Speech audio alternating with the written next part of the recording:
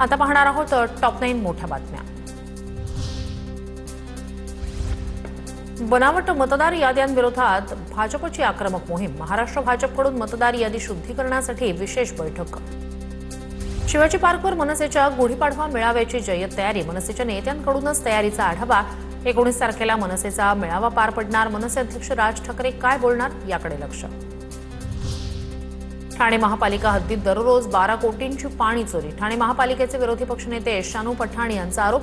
शानू पठाण एकनाथ शिंदेंची भेट घेऊन सर्व पुरावे सादर करणार। पाणी माफियांवर कठोर कारवाई करावी अशी मागणी शिंदेंकडे करणार।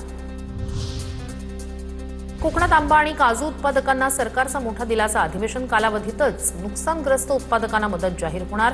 मुख्यमंत्री फडणवीसांची ग्वाही।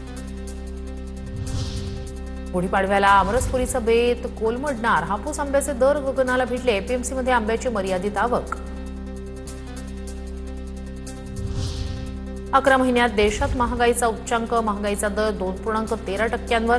डाळी, भाज्या आणि अन्नपदार्थ महागले। खाद्यतेलाच्या भावातही प्रति किलो 13 रुपयांची वाढ।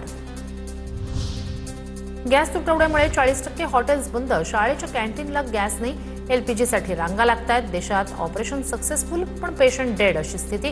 गॅस तुटवड्यावरून संजय राऊतांचा केंद्रावर निशाणा। सोन्या चांदीच्या दरात पुन्हा वाढ। सोन्यानं 1,61,000चा टप्पा गाठला तर चांदी 2.5 लाखापार। युद्धामुळे 16 दिवसापासून सोन्या चांदीच्या दरात चढ उतार सुरूच।